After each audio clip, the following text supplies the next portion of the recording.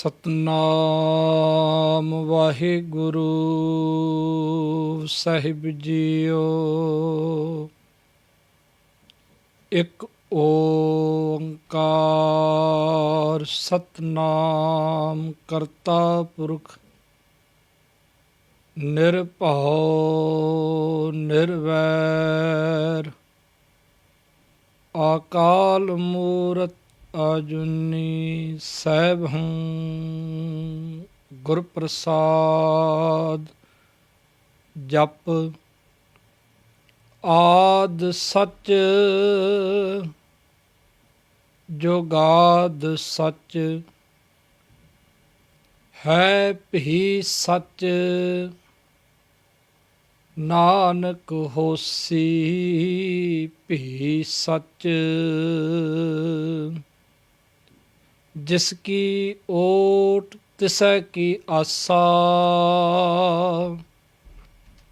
ਦੁਖ ਸੁਖ ਹਮਰਾ ਤਿਸ ਹੀ ਪਾਸਾ। ਰਾਖ ਲੀਨੋ ਸਭ ਜਨ ਕਾ ਪੜਦਾ ਨਾਨਕ ਤਿਸ ਕੀ ਉਸਤਤ ਕਰਦਾ। ਰਾਖ ਲੀਨੋ ਸਭ ਜਨ ਕਾ ਪੜਦਾ ਨਾਨਕ ਤਿਸ ਕੀ ਉਸਤਤ ਕਰਦਾ। ਜਿਉਂ ਬੁਲਾਵੇ ਤਿਉਂ ਬੋਲੇ ਸੁਆਮੀ ਕੁਦਰਤ ਕਵਨ ਹਮਾਰੀ। ਸਾਧ ਸੰਗ ਨਾਨਕ ਜਸ ਗਾਇਓ ਜੋ ਪ੍ਰਭ ਕੀ ਅਤ ਪਿਆਰੀ। ਸਾਧ ਸੰਗ ਨਾਨਕ ਜਸ ਗਾਇਓ ਜੋ ਪ੍ਰਭ ਕੀ ਅਤ ਪਿਆਰੀ।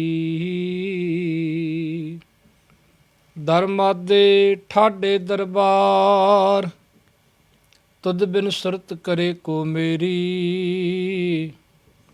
ਦਰਸ਼ਨ ਦੀਜੈ ਖੋਲ ਕਿਵਾਰ ਤੁਧ ਬਿਨ ਸੁਰਤ ਕਰੇ ਕੋ ਮੇਰੀ। ਦਰਸ਼ਨ ਦੀਜੈ ਖੋਲ ਕਿਵਾਰ ਦਰਸ਼ਨ ਪਿਆਸੀ ਦਿਨ ਸੁਰਾਤ ਚਿਤਵੋ ਅਨਦਿਨ ਨੀਤ। ਖੋਲ ਕਪਟ ਗੁਰ ਮੇਲਿਆ ਨਾਨਕ ਹਰ ਸੰਗ ਮੀਤ। ਪਰਮ ਸਨਮਾਨਯੋਗ ਗੁਰੂ ਦਾ ਖਾਸ ਰੂਪ ਸਾਧ ਸੰਗਤ ਜੀਓ, ਵਡਭਾਗੀ ਹੋ ਜਿਨ੍ਹਾਂ ਤੇ ਗੁਰੂ ਸਾਹਿਬ ਜੀ ਨੇ ਬਖਸ਼ਿਸ਼ ਕੀਤੀ ਹੈ, ਰਹਿਮਤ ਕੀਤੀ ਹੈ। ਸੁਨ ਵਡਭਾਗੀਆ ਹਰ ਅੰਮ੍ਰਿਤ ਬਾਣੀ ਰਾਮ। ਸਾਹਿਬ ਜੀ ਕਹਿੰਦੇ ਨੇ, ਹੇ ਵਡਭਾਗੀ ਜੀਵ, ਹੇ ਵਡਭਾਗੀ ਮਨੁੱਖ, ਤੂੰ ਪ੍ਰਭੂ ਪਰਮਾਤਮਾ ਦੀ ਅੰਮ੍ਰਿਤਮਈ ਬਾਣੀ ਸੁਣ ਰਿਹਾ ਹੈ। ਤੂੰ ਉਸ ਅਕਾਲ ਪੁਰਖ ਵਾਹਿਗੁਰੂ ਦਾ ਜਸ ਸੁਣ ਰਿਹਾ ਹੈ। ਤੇਰੇ ਵੱਡੇ ਭਾਗ ਹੋ ਗਏ ਹਨ। ਵਡਭਾਗੀ ਹਰ ਸੰਗਤ ਪਾਵੈ ਭਾਗਹੀਨ ਭਰਮ ਚੋਟਾਂ ਖਾਵੈ। ਬਿਨ ਭਾਗਾ ਸਤ ਸੰਗ ਨ ਲੱਭੈ ਬਿਨ ਸੰਗਤ ਮੈਲ ਭਰੀਜੈ ਜੀਓ। ਜੇ ਵੱਡੇ ਭਾਗ ਹੋਣ ਤਾਂ ਹੀ ਪਰਮਾਤਮਾ ਦੀ ਸਿਫਤ, ਤਾਂ ਹੀ ਮਾਲਕ ਵਾਹਿਗੁਰੂ ਦਾ ਜਸ ਸੁਣਨ ਵਾਸਤੇ ਤੇ ਕਰਨ ਵਾਸਤੇ ਜੀਵਨ ਦੇ ਵਿੱਚੋਂ ਸਮਾਂ ਪ੍ਰਾਪਤ ਹੁੰਦਾ ਹੈ। ਅੱਜ ਜੇਠ ਦਾ ਮਹੀਨਾ ਪ੍ਰਵੇਸ਼ ਕੀਤਾ ਹੈ, ਸੰਗਰਾਂਦ ਦਾ ਦਿਨ ਹੈ ਅਤੇ ਅਕਾਲ ਚੈਨਲ 'ਤੇ ਸਥਿਤ ਗੁਰਦੁਆਰਾ ਸਾਹਿਬ ਜੋ ਯੂਕੇ ਦੀ ਧਰਤੀ 'ਤੇ ਆਪ ਜੀ ਧੰਨ ਸ੍ਰੀ ਗੁਰੂ ਗ੍ਰੰਥ ਸਾਹਿਬ ਜੀ ਮਹਾਰਾਜ ਦੇ ਪਾਵਨ ਪਵਿੱਤਰ ਦਰਸ਼ਨ ਦੀਦਾਰੇ ਕਰ ਰਹੇ ਹੋ। ਸੋ ਆਓ ਸਭ ਤੋਂ ਪਹਿਲਾਂ ਧੰਨ ਸ੍ਰੀ ਗੁਰੂ ਗ੍ਰੰਥ ਸਾਹਿਬ ਜੀ ਮਹਾਰਾਜ ਜੀ ਨੂੰ ਦਰਸ਼ਨ ਦੇਖ ਜੀਵਾਂ ਗੁਰ ਤੇਰਾ पूर्ण कर्म होए प्रभ मेरा। तुम हो सब राजन के राजा, आपे आप गरीब नवाजा। राजिਆਂ ਦੇ ਰਾਜੇ, ਮਹਾਰਾਜਿਆਂ ਦੇ ਮਹਾਰਾਜੇ, ਧੰਨ ਧੰਨ ਸ੍ਰੀ ਗੁਰੂ ਗ੍ਰੰਥ ਸਾਹਿਬ ਜੀ ਮਹਾਰਾਜ ਸੱਚੇ ਪਾਤਸ਼ਾਹ ਜੀ, ਜੋ ਅਰਦਾਸ ਤੋਂ ਬਾਅਦ ਵਿੱਚ ਅਸੀਂ ਪੰਥ ਪ੍ਰਵਾਨਤ ਦੋਹਰਾ ਪੜ੍ਹਦੇ ਹਾਂ। ਆਗਿਆ ਭਈ ਅਕਾਲ ਕੀ ਤਬੀ ਚਲਾਇਓ ਪੰਥ, ਸਭ ਸਿੱਖਣ ਕੋ ਹੁਕਮ ਹੈ ਗੁਰੂ ਮਾਨਿਓ ਗ੍ਰੰਥ। ਗੁਰੂ ਗ੍ਰੰਥ ਜੀ ਮਾਨਿਓ ਪ੍ਰਗਟ ਗੁਰਾਂ ਕੀ ਦੇਹ। ਇਹ 10 ਗੁਰੂ ਸਾਹਿਬਾਨਾਂ ਦਾ ਪ੍ਰਗਟ ਸਰੂਪ ਹਨ। ਜਦੋਂ ਅਸੀਂ ਧੰਨ ਸ੍ਰੀ ਗੁਰੂ ਗ੍ਰੰਥ ਸਾਹਿਬ ਜੀ ਮਹਾਰਾਜ ਸੱਚੇ ਪਾਤਸ਼ਾਹ ਜੀ ਨੂੰ ਨਤਮਸਤਕ ਹੁੰਦੇ ਹਾਂ, ਧੰਨ ਸ੍ਰੀ ਗੁਰੂ ਗ੍ਰੰਥ ਸਾਹਿਬ ਜੀ ਮਹਾਰਾਜ ਨੂੰ ਜਦੋਂ ਅਸੀਂ ਆਪਣਾ ਸੀਸ ਝੁਕਾਉਂਦੇ ਹਾਂ, ਤੇ 10 ਦੀਆਂ 10 ਪਾਤਸ਼ਾਹੀਆਂ ਨੂੰ ਹੀ ਸਾਡੀ ਨਮਸਕਾਰ ਹੋ ਜਾਂਦੀ ਹੈ। ਧੰਨ ਗੁਰੂ ਨਾਨਕ ਸਾਹਿਬ ਜੀ ਮਹਾਰਾਜ ਤੋਂ ਲੈ ਕੇ ਗੁਰੂ ਗੋਬਿੰਦ ਸਿੰਘ ਜੀ ਮਹਾਰਾਜ ਤੱਕ। ਸੋ ਅੱਜ ਜੋ ਜੇਠ ਦਾ ਮਹੀਨਾ ਪ੍ਰਵੇਸ਼ ਕੀਤਾ ਹੈ, ਇਸ ਦੀ ਵਿਚਾਰ ਤੇ ਇਸ ਦਾ ਪਾਠ ਆਪ ਜੀ ਨੇ ਸਰਵਣ ਕਰਨਾ ਹੈ। ਇਸ ਤੋਂ ਪਹਿਲਾਂ ਆਓ ਧੰਨ ਸ੍ਰੀ ਗੁਰੂ ਗ੍ਰੰਥ ਸਾਹਿਬ ਜੀ ਮਹਾਰਾਜ ਨੂੰ ਸਾਰੇ ਬੜੇ ਪਿਆਰ ਦੇ ਵਿੱਚ ਆ ਕੇ, ਬੜੇ ਅਦਬ ਦੇ ਵਿੱਚ ਆ ਕੇ ਫਤਿਹ ਬੁਲਾਈਏ। ਵਾਹਿਗੁਰੂ ਜੀ ਕਾ ਖਾਲਸਾ, ਵਾਹਿਗੁਰੂ ਜੀ ਕੀ ਫਤਿਹ।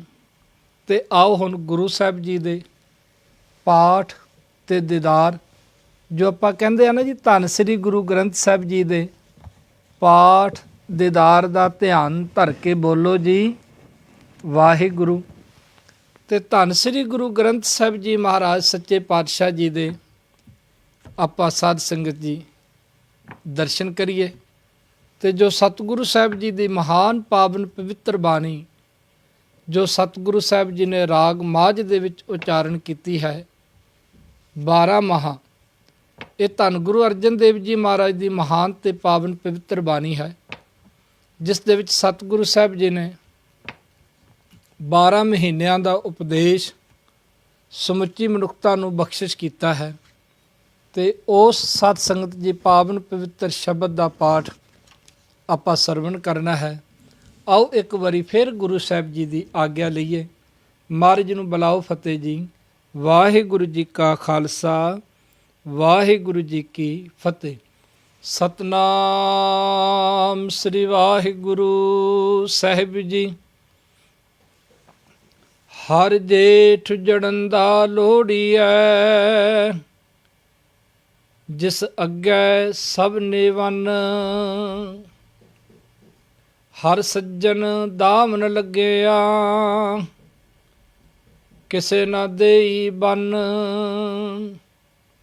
ਹਰ ਜੇਠ ਜੜਨ ਦਾ ਲੋੜੀਐ, ਜਿਸ ਅੱਗੇ ਸਭ ਨਿਵਨ। ਹਰ ਸੱਜਣ ਦਾਮਨ ਲੱਗਿਆ, ਕਿਸੇ ਨਾ ਦੇਈ ਬੰਨ। ਮਾਨਕ ਮੋਤੀ ਨਾਮ ਪ੍ਰਭ, ਉਨ ਲੱਗੈ ਨਾਹੀ ਸੰਨ। ਰੰਗ ਸਭੇ ਨਾਰਾਇਣ, ਜੇਤੇ ਮਨ ਭਾਵਨ।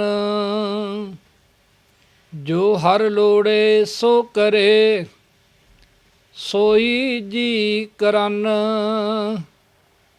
ਜੋ ਪ੍ਰਭ ਕੀਤੇ ਆਪਨੇ, ਸਈ ਕਹੀਐ ਧਨ। ਆਪਨ ਲੀਆ ਜੇ ਮਿਲੈ, ਵਿਛੜ ਕਿਉ ਰਵਨ। ਸਾਧੂ ਸੰਗ ਪ੍ਰਾਪਤੇ, ਨਾਨਕ ਰੰਗ ਮਨਨ।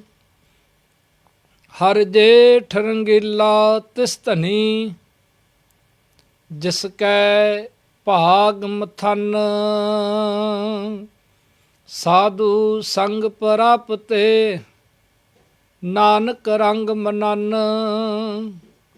ਹਰ ਜੇਠ ਰੰਗੀਲਾ ਤਿਸ ਧਨੀ, ਜਿਸ ਕੈ ਭਾਗ ਮਥਨ।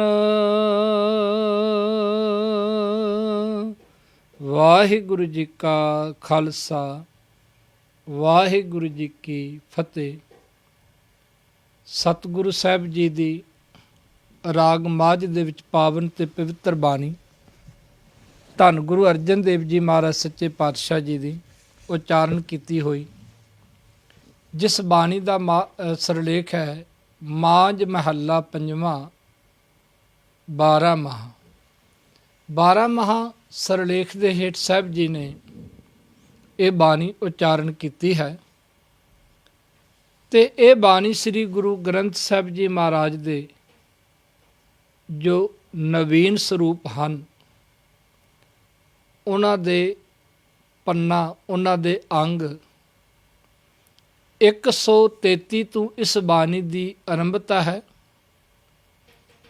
ਅਤੇ 136 ਅੰਗ ਤੇ ਇਸ ਬਾਣੀ ਦੀ ਸੰਪੂਰਨਤਾ ਹੈ। ਧੰਨ ਸ੍ਰੀ ਗੁਰੂ ਗ੍ਰੰਥ ਸਾਹਿਬ ਜੀ ਮਹਾਰਾਜ ਦੇ ਵਿੱਚ 12 ਮਾਹਾਂ ਦੇ ਸਿਰਲੇਖ ਦੇ ਹੇਠ 2 ਬਾਣੀਆਂ ਦਰਜ ਹਨ। ਇੱਕ 12 ਮਾਹਾਂ ਦੀ ਬਾਣੀ ਰਾਗ ਮਾਝ ਦੇ ਵਿੱਚ ਜੋ ਗੁਰੂ ਅਰਜਨ ਦੇਵ ਜੀ ਮਹਾਰਾਜ ਨੇ ਉਚਾਰਨ ਕੀਤੀ ਹੈ, ਅਤੇ ਦੂਸਰਾ 12 ਮਾਹ ਧੰਨ ਸ੍ਰੀ ਗੁਰੂ ਗ੍ਰੰਥ ਸਾਹਿਬ ਜੀ ਮਹਾਰਾਜ ਤਿੰਨਾਂ ਦੇ ਰਾਗ ਤੁਖਾਰੀ ਦੇ ਵਿੱਚ ਜਗਤ ਦੇ ਮਾਲਕ ਨਿਰੰਕਾਰੀ ਜੋਤ ਧੰਨ ਗੁਰੂ ਨਾਨਕ ਸਾਹਿਬ ਜੀ ਮਹਾਰਾਜ ਦਾ ਰਾਗ ਤੁਖਾਰੀ ਦੇ ਵਿੱਚ ਉਚਾਰਨ ਕੀਤਾ ਹੋਇਆ 12 ਮਾਹ ਹੈ। ਕਲਗੀਧਰ ਪਾਤਸ਼ਾਹ ਸਾਹਿਬੇ ਕਮਾਲ ਧੰਨ ਸ੍ਰੀ ਗੁਰੂ ਗੋਬਿੰਦ ਸਿੰਘ ਜੀ ਮਹਾਰਾਜ ਤਿੰਨਾਂ ਦਾ ਵੀ ਉਚਾਰਨ ਕੀਤਾ ਹੋਇਆ 12 ਮਾਹ ਸਿੱਖ ਬੜੇ ਪਿਆਰ ਦੇ ਨਾਲ ਪੜ੍ਹਦੇ ਨੇ, ਪਰ ਬਹੁਤਾ ਕਰਕੇ ਜੋ ਸੱਚਖੰਡ ਸ੍ਰੀ ਹਰਿਮੰਦਰ ਸਾਹਿਬ ਡਿੱਠੇ ਸਭੇ ਥਾਵ ਨਹੀਂ ਤੁਧ ਜਿਹਾ, ਉੱਥੇ ਵੀ ਜੋ ਰਾਗ ਮਾਝ ਦੇ ਵਿੱਚ ਉਚਾਰਨ ਕੀਤਾ ਹੋਇਆ 12 ਮਾਹ ਹੈ, ਇਸ ਦਾ ਹੀ ਪਾਠ ਕੀਤਾ ਜਾਂਦਾ ਹੈ। ਸੋ ਜਿਹੜਾ ਰਾਗ ਮਾਝ ਵਾਲਾ 12 ਮਾਹ ਹੈ, ਇਸ ਦਾ ਇਹ ਸਾਧ ਸੰਗਤ ਜੀ ਸ਼ਬਦ ਜੋ ਹੈ, ਸ਼ਬਦ ਚੌਥਾ ਹੈ ਤੇ ਮਹੀਨਾ ਤੀਸਰਾ ਹੈ। ਜਿਵੇਂ ਚੇਤ ਤੋਂ ਆਰੰਭਤਾ ਕੀਤੀ, ਪਹਿਲਾ ਮਹੀਨਾ ਧੰਨ ਸ੍ਰੀ ਗੁਰੂ ਗ੍ਰੰਥ ਸਾਹਿਬ ਜੀ ਮਹਾਰਾਜ ਦੇ 12 ਮਾਹਾਂ ਦੇ ਵਿੱਚ ਚੇਤ ਦਾ ਮਹੀਨਾ, ਚੇਤ ਗੋਵਿੰਦ ਅਰਾਧੀ ਹੈ, ਹੋਵੇ ਆਨੰਦ ਕਨਾ, ਸੰਤ ਜਨਾ ਮਿਲ ਪਾਈਐ ਰਸਨਾ ਨਾਮ ਭਨਾ। ਤੇ ਦੂਸਰਾ ਮਹੀਨਾ ਹੈ ਜੀ ਵੈਸਾਖ ਦਾ। ਪਿਛਲੇ ਮਹੀਨੇ ਆਪ ਜੀ ਨੇ ਸਰਵਣ ਕੀਤਾ, ਵੈਸਾਖ ਧੀਰਨ ਕਿਉਂ ਵਾਢੀਆ, ਜਿੰਨਾ ਪ੍ਰੇਮ ਬਿਸ਼ੋਹ। ਤੇ ਗੁਰੂ ਪਿਆਰਿਓ, ਇਹ ਜਿਹੜਾ ਮਹੀਨਾ ਹੈ ਜੇਠ ਦਾ,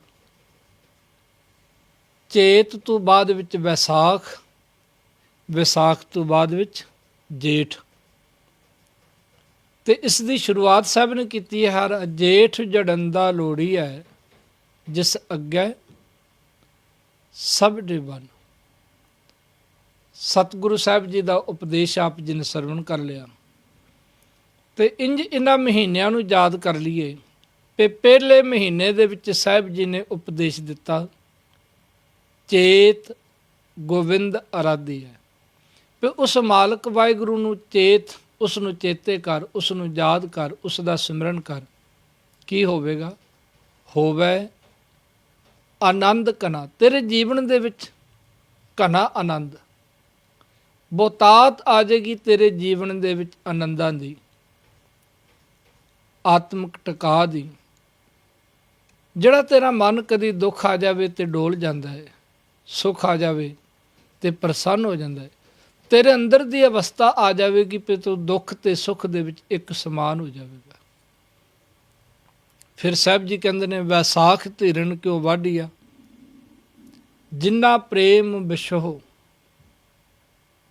ਵਿਸਾਖ ਦਾ ਉਪਦੇਸ਼ ਆਪ ਜੀ ਨੇ ਸਰਵਣ ਕੀਤਾ। ਜੋ ਜੇਠ ਦਾ ਮਹੀਨਾ ਹਰ ਜੇਠ ਜੜੰਦਾ ਲੋੜੀ ਹੈ, ਜਿਸ ਅੱਗੇ ਸਭ ਨੇ ਵੰਨ। ਇਸ ਦੇ ਵਿੱਚ ਮੇਰੇ ਸਾਹਿਬ ਜੀ ਉਪਦੇਸ਼ ਦੇ ਰਹੇ ਨੇ। ਨਾਮ ਜਿਹੜਾ ਹੈ ਮਹੀਨੇ ਦਾ ਜੇਠ ਹੈ। 12 ਮਹੀਨਿਆਂ ਦੇ ਵਿੱਚੋਂ ਇਸ ਮਹੀਨੇ ਦਾ ਨਾਮ ਇੱਕ ਵਿਲੱਖਣ ਨਾਮ ਹੈ, ਜੇਠ। ਤੇ ਮੈਂ ਬਚਨ ਸੁਣ ਰਿਹਾ ਸਾਂ ਸ੍ਰੀ ਅਕਾਲ ਤਖਤ ਸਾਹਿਬ ਜੀ ਦੇ ਸਾਬਕਾ ਜਥੇਦਾਰ, ਬੜੀ ਵੱਡੀ ਸ਼ਖਸੀਅਤ, ਤੇ ਉਹਨਾਂ ਨੇ ਜਦੋਂ ਜੇਠ ਦੇ ਅਰਥ ਕੀਤੇ ਤਾਂ ਉਹਨਾਂ ਨੇ ਜੇਠ ਦੇ ਅਰਥ ਇਸ ਢੰਗ ਦੇ ਨਾਲ ਕੀਤੇ, ਉਹ ਮੈਂ ਤੁਹਾਡੇ ਨਾਲ ਸਾਂਝੇ ਕਰਨਾ ਚਾਹੁੰਦਾ। ਕਿਉਂਕਿ ਜਿਹੜੇ ਵਿਦਵਾਨ ਸੱਜਣ ਹੁੰਦੇ ਨੇ ਉਹਨਾਂ ਦੇ ਬਚਨਾਂ ਦੇ ਵਿੱਚ ਬੜਾ ਗੋਝ ਛੁਪਿਆ ਹੁੰਦਾ ਹੈ। ਇੱਕ ਤੇ ਉਹਨਾਂ ਨੇ ਜੇਠ ਦੇ ਅਰਥ ਇਹ ਕੀਤੇ ਕਿ ਘਰ ਦੇ ਵਿੱਚ ਜਿਹੜਾ ਵੱਡਾ ਪੁੱਤਰ ਹੋਵੇ ਉਹਨੂੰ ਸਾਰੇ ਕਹਿੰਦੇ ਨੇ ਜੇਠਾ ਪੁੱਤਰ ਹੈ, ਇਹ ਜੇਠੀ ਸੰਤਾਨ ਹੈ। ਤੇ ਨਾਮ ਹੀ ਪੈ ਗਿਆ ਭਾਈ ਜੇਠਾ।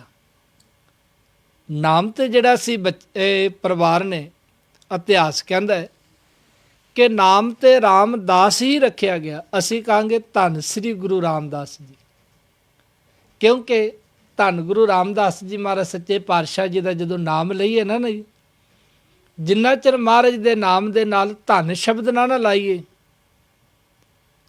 ਉਨਾ ਚਿਰ ਸਾਧ ਸੰਗਤ ਜੀ ਪਤਾ ਨਹੀਂ ਇਹ ਜੇਬਾ ਇਹ ਰਸਨਾ ਇਹ ਸ਼ੋਭਦੀ ਨਹੀਂ। ਧੰਨ ਗੁਰੂ ਰਾਮਦਾਸ ਜੀ ਮਹਾਰਾਜ ਸੱਚੇ ਪਾਤਸ਼ਾਹ ਜੀ, ਨਾਮ ਤੇ ਰਾਮਦਾਸ ਹੀ ਰੱਖਿਆ ਗਿਆ, ਪਰ ਘਰ ਦੇ ਵਿੱਚ ਵੱਡੀ ਸੰਤਾਨ ਸੀ, ਪਹਿਲੀ ਸੰਤਾਨ ਸੀ। ਸਾਰੇ ਜੇਠਾ ਜੇਠਾ ਕਹਿਣ ਲੱਗ ਪਏ ਤੇ ਭਾਈ ਜੇਠਾ ਜੀ ਦੇ ਨਾਮ ਦੇ ਨਾਲ ਆਪ ਜੀ ਸੰਸਾਰ ਦੇ ਅੰਦਰ ਪ੍ਰਚਲਿਤ ਹੋਏ। ਤੇ ਇਹੀ ਭਾਈ ਜੇਠਾ ਜੀ ਬਾਅਦ ਵਿੱਚ ਧੰਨ ਧੰਨ ਰਾਮਦਾਸ ਗੁਰ ਜਿਨ ਸਿਰਿਆ ਤਿਨੈ ਸਵਾਰਿਆ, ਪੂਰੀ ਹੋਈ ਕਰਾਮਾਤ ਆਪ ਸਿਰਜਣਹਾਰੈ ਧਾਰਿਆ। ਥੋੜ੍ਹੀ ਜਿਹੀ ਤਵੱਜੋ ਦੇਵੋ। ਦੁਨਿਆਵੀ ਤੌਰ 'ਤੇ ਘਰ ਦੇ ਵਿੱਚ ਪਹਿਲੀ ਸੰਤਾਨ ਨੂੰ ਜੇਠੀ ਸੰਤਾਨ, ਜੇਠਾ ਪੁੱਤਰ ਕਹਿ ਦਿੰਦੇ ਆ। ਤੇ ਉਹਨਾਂ ਨੇ ਇੱਕ ਗੱਲ ਹੋਰ ਬੜੀ ਪਿਆਰੀ ਕਹੀ, ਕਹਿਣ ਲੱਗੇ ਵੀ ਜਿਵੇਂ ਧੰਨ ਗੁਰੂ ਨਾਨਕ ਸਾਹਿਬ ਜੀ ਮਹਾਰਾਜ ਸੱਚੇ ਪਾਤਸ਼ਾਹ ਜੀ, ਤਿੰਨਾਂ ਦੀ ਵੱਡੀ ਭੈਣ ਬੇਬੇ ਨਾਨਕੀ। ਪਹਿਲਾਂ ਇੱਕ ਇਹ ਰਿਵਾਜ ਹੁੰਦਾ ਸੀ ਕਿ ਜਦੋਂ ਕਿਸੇ ਦੇ ਘਰ ਪਹਿਲਾ ਬੱਚਾ ਹੁੰਦਾ ਸੀ ਨਾ ਜੀ, ਪਹਿਲੀ ਸੰਤਾਨ ਹੁੰਦੀ ਸੀ, ਤੇ ਉਸ ਵੇਲੇ ਉਹ ਧੀ ਭੈਣ ਉਹ ਬੀਬੀ ਪੇਕਿਆਂ 'ਤੇ ਆ ਜਾਇਆ ਕਰਦੀ ਸੀ। ਉਸ ਵੇਲੇ ਦਾ ਇੰਜ ਕਹਿ ਲਈਏ ਵੀ ਇੱਕ ਰਿਵਾਜ ਚੱਲਿਆ ਹੋਇਆ ਸੀ, ਆਮ ਪ੍ਰਚਲਿਤ ਸੀ ਵੀ ਜਦੋਂ ਵੀ ਕਿਸੇ ਧੀ ਭੈਣ ਦੇ ਬੱਚਾ ਹੋਣਾ, ਪਹਿਲੀ ਸੰਤਾਨ ਹੋਣੀ ਹੈ, ਤਾਂ ਉਹ ਪੇਕਿਆਂ ਦੇ ਘਰ ਆ ਜਾਵੇ। ਤੇ ਇਸੇ ਤਰ੍ਹਾਂ ਹੀ ਕਹਿੰਦੇ ਨੇ ਬੇਬੇ ਨਾਨਕੀ ਜੀ ਆਪਣੇ ਪੇਕਿਆਂ ਦੇ ਘਰ ਚਲੇ ਗਈ। ਸਾਧ ਸੰਗਤ ਜੀ, ਬੇਬੇ ਨਾਨਕੀ ਦਾ ਜਨਮ ਜਿਹੜਾ ਨਾਨਕਿਆਂ ਦੇ ਘਰ ਦੇ ਵਿੱਚ ਹੋਇਆ, ਬੇਬੇ ਨਾਨਕੀ ਜੀ ਦਾ। ਤੇ ਸਾਰੇ ਉਹਨਾਂ ਨੂੰ ਕੀ ਕਹਿਣ ਲੱਗ ਪਏ, ਨਾਨਕਿਆਂ ਦੀ, ਨਾਨਕਿਆਂ ਦੀ। ਤੇ ਨਾਮ ਕੀ ਪੈ ਗਿਆ, ਨਾਨਕੀ। ਤੇ ਕਿਸੇ ਵਿਦਵਾਨ ਨੇ ਬੜੇ ਸਪਸ਼ਟ ਜਿਹੇ ਸ਼ਬਦ ਕਹੇ ਨੇ ਕਿ ਨਾਨਕੀ ਦਾ ਵੀਰ ਨਾਨਕ, ਤੇ ਨਾਮ ਨਾਨਕ ਰੱਖ ਦਿੱਤਾ। ਥੋੜ੍ਹਾ ਜਿਹਾ ਪਹਿਲਾਂ ਨਾ ਜੀ, ਅੱਜ ਤੋਂ ਕੋਈ 40 45 50 ਸਾਲ ਪਹਿਲਾਂ ਜਿਹੜੇ ਮੇਰੀ ਉਮਰ ਦੇ ਹੈ ਨੇ, ਆਪ ਜੀ ਨੂੰ ਪਤਾ ਹੋਣਾ ਵੀ ਜਿਹੜਾ ਭਰਾ ਦਾ ਨਾਮ ਸੀ ਉਹ ਭੈਣ ਦਾ ਨਾਮ ਰੱਖ ਦਿੱਤਾ ਜਾਂਦਾ ਸੀ, ਜੋ ਭੈਣ ਦਾ ਨਾਮ ਸੀ ਉਹੀ ਭਰਾ ਦਾ ਨਾਮ ਰੱਖ ਦਿੱਤਾ ਜਾਂਦਾ ਸੀ। ਤੇ ਵੱਡੀ ਭੈਣ ਹੈ ਨਾਨਕੀ, ਤੇ ਨਾਮ ਰੱਖ ਦਿੱਤਾ ਨਾਨਕ। ਨਾਨਕੀ ਦਾ ਵੀਰ ਨਾਨਕ। ਅਸੀਂ ਆਖਾਂਗੇ ਧੰਨ ਸ੍ਰੀ ਗੁਰੂ ਨਾਨਕ ਦੇਵ ਜੀ।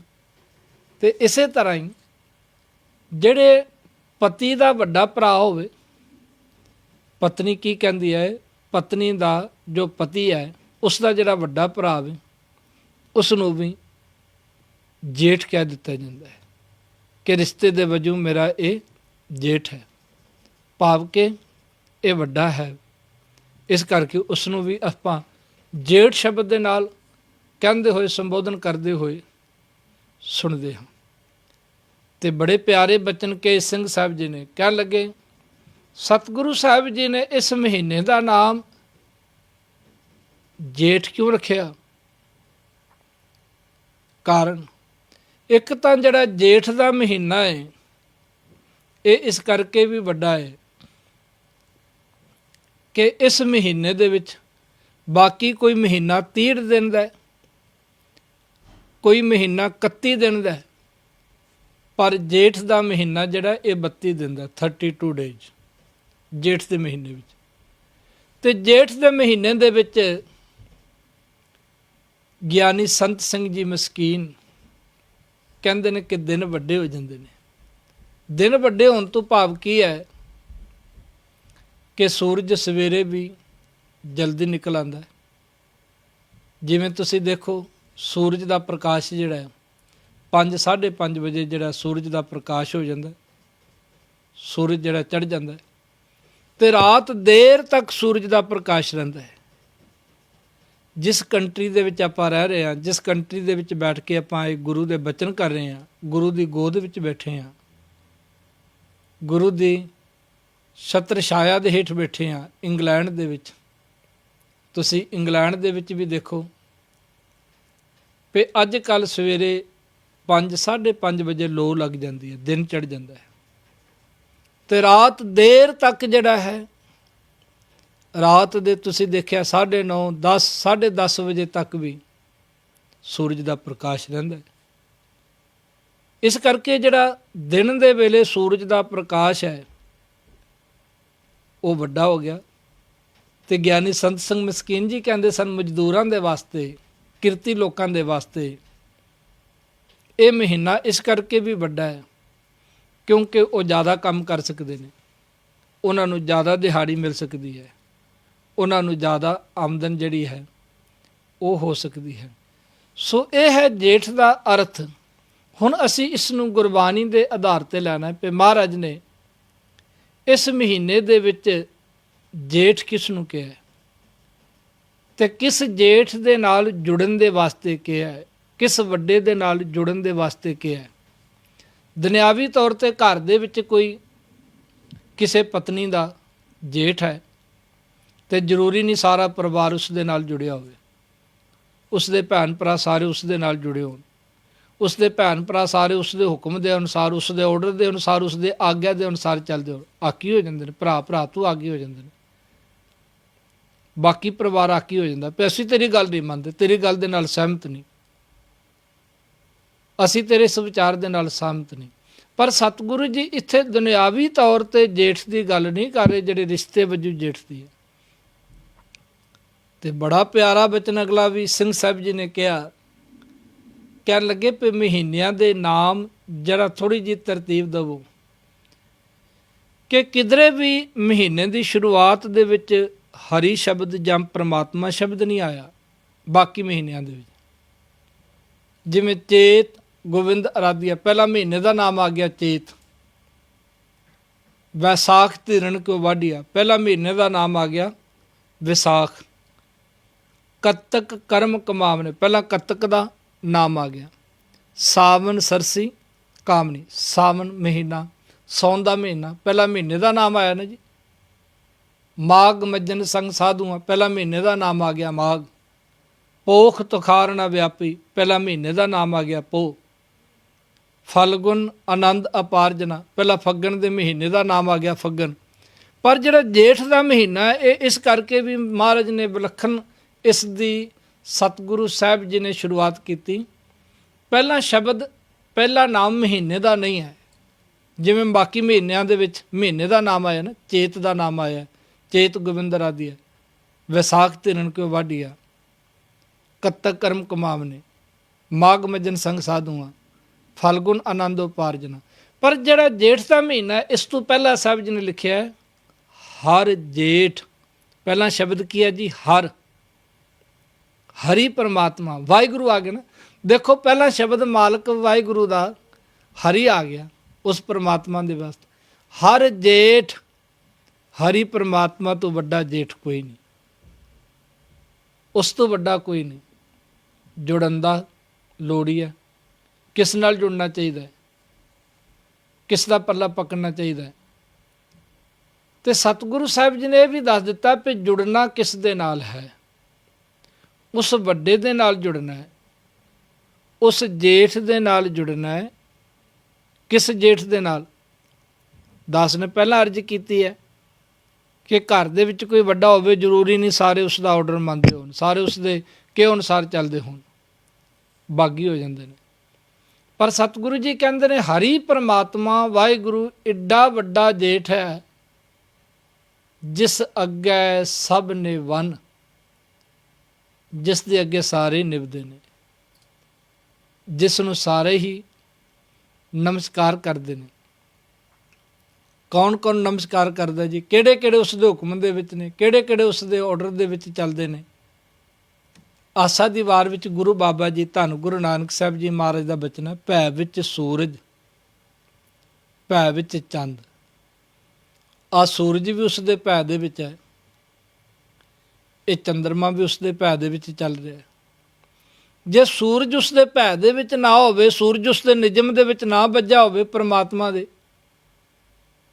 ਤੇ ਸੂਰਜ ਕਹੇ ਮੈਂ ਕਈ ਦਿਨ ਚੜ੍ਹਦਾ ਹੀ ਨਹੀਂ, ਅੰਧਕਾਰ ਹੀ ਹੋ ਜਾਏ ਸੰਸਾਰ 'ਤੇ, ਉਹ ਵੀ ਉਸ ਦੇ ਹੁਕਮ ਦੇ ਵਿੱਚ ਚੱਲ ਰਿਹਾ ਹੈ। ਚੰਦਰਮਾ ਵੀ ਉਸ ਦੇ ਹੁਕਮ ਦੇ ਵਿੱਚ ਚੱਲ ਰਿਹਾ।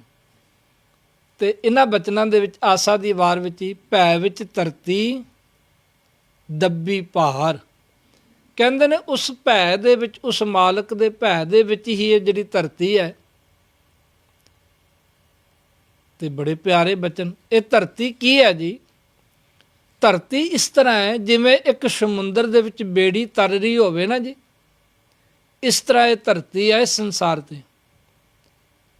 ਤੇ ਤੁਸੀਂ ਬਹੁਤ ਵਾਰੀ ਸੁਣਿਆ ਹੋਣਾ ਹੈ ਕਿ ਧਰਤੀ ਇੱਕ ਬਹੁਤ ਛੋਟਾ ਜਿਹਾ ਟੁਕੜਾ ਹੈ ਜਿਹੜੀ ਸਮੁੰਦਰ ਦੇ ਵਿੱਚ, ਅੱਜ ਇਸ ਧਰਤੀ 'ਤੇ, ਜਿਸ ਬ੍ਰਹਿਮੰਡ ਦੇ ਵਿੱਚ, ਜਿਸ ਸੰਸਾਰ ਦੇ ਵਿੱਚ ਆਪਾਂ ਰਹਿ ਰਹੇ ਹਾਂ ਨਾ, ਜਿਸ ਧਰਤੀ ਦੇ ਵਿੱਚ, ਕਹਿੰਦੇ ਨੇ ਕਿ ਇਹ ਇੱਕ ਬੜਾ ਛੋਟਾ ਜਿਹਾ ਟੁਕੜਾ ਹੈ, ਬਾਕੀ ਇਹ ਸਾਰਾ ਸਮੁੰਦਰ ਹੀ ਸਮੁੰਦਰ ਹੈ।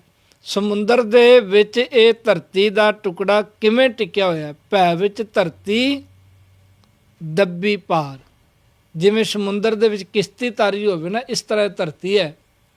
ਪਰ ਉਸ ਮਾਲਕ ਵਾਹਿਗੁਰੂ ਦੇ ਹੁਕਮ ਦੇ ਵਿੱਚ ਇਹ ਧਰਤੀ ਜਿਹੜੀ ਹੈ ਟਿਕੀ ਹੋਈ ਹੈ। ਇਸ ਕਰਕੇ ਇਹ ਜਿਹੜਾ ਸੰਸਾਰ ਹੈ ਜਿੰਨਾ ਵੀ ਹੈ ਨਾ ਜੀ, ਇਹ ਸਾਰੇ ਉਸ ਪਰਮਾਤਮਾ ਦੇ ਅੱਗੇ ਝੁਕਦੇ ਨੇ। ਜਿੰਨੇ ਵੀ ਦੇਵੀ ਦੇਵਤੇ ਨੇ, ਜਿਤਨੇ ਵੀ ਹੋਰ ਅਸੀਂ ਰਿਸ਼ੀ ਮੁਨੀ ਪੈਗੰਬਰ ਔਲੀਏ ਦੇਖਦੇ ਹਾਂ, ਇਹ ਸਾਰੇ ਉਸ ਪਰਮਾਤਮਾ ਦੇ ਅੱਗੇ ਨਿਭਦੇ ਨੇ।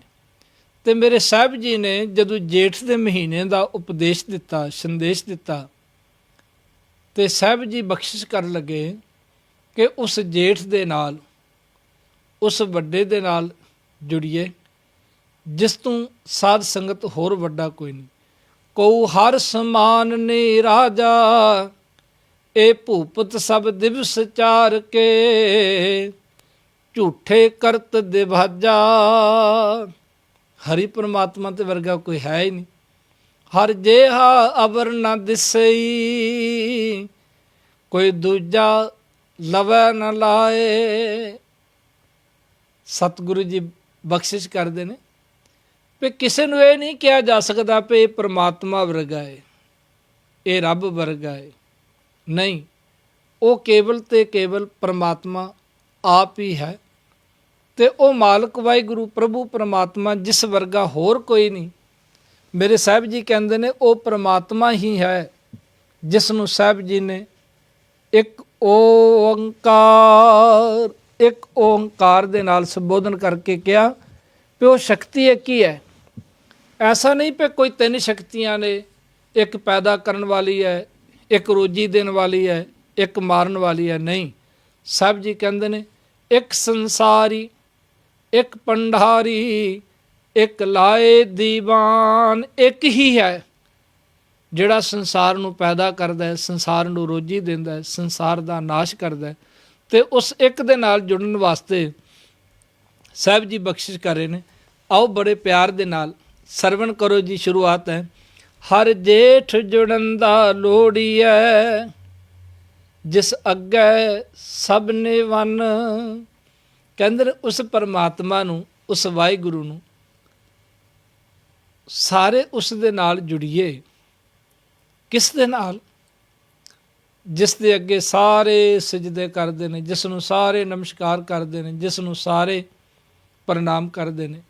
ਅੱਜ ਦੀ ਹਿਸਟਰੀ ਦੇ ਵਿੱਚ ਤੁਸੀਂ ਦੇਖੋ, ਕਿਸੇ ਦੇਸ਼ ਦੇ ਕਿੰਨੇ ਕੋਈ ਪ੍ਰਾਈਮ ਮਿਨਿਸਟਰ ਹੋ ਗੁਜ਼ਰੇ, ਕਿਹੜੇ ਕਿਹੜੇ ਦੇਸ਼ ਦੇ, ਅਮਰੀਕਾ ਦੇ, ਇੰਗਲੈਂਡ ਦੇ ਕਿਹੜੇ ਕਿਹੜੇ ਪ੍ਰਾਈਮ ਮਿਨਿਸਟਰ ਹੋ ਗਏ। ਜੇ ਨਾਮ ਲੈ ਲੱਗੋ ਤਾਂ ਕਈਆਂ ਨੂੰ ਨਾਮ ਵੀ ਚੇਤੇ ਨਹੀਂ। ਪਰ ਪਰਮਾਤਮਾ ਜੀ ਐਸੇ ਨੇ, ਵਾਹਿਗੁਰੂ ਐਸੇ ਨੇ ਜਿਨ੍ਹਾਂ ਦਾ ਸਾਰੀ ਸ੍ਰਿਸ਼ਟੀ ਨਾਮ ਲੈਂਦੀ ਹੈ।